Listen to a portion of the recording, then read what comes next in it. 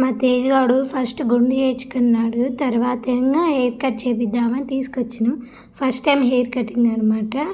బుద్ధిగానే కూర్చుంది ఫస్ట్ ఒక 2-3 మినిట్స్ ఆ షేప్ వచ్చేదాకా. తర్వాత ఏడటం స్టార్ట్ చేసింది. ఆ తల పట్టుకున్నప్పుడు ప్రెజర్ అనిపించింది. అందుకే ఇంకా నా మీదకి ఎక్కుతుంది.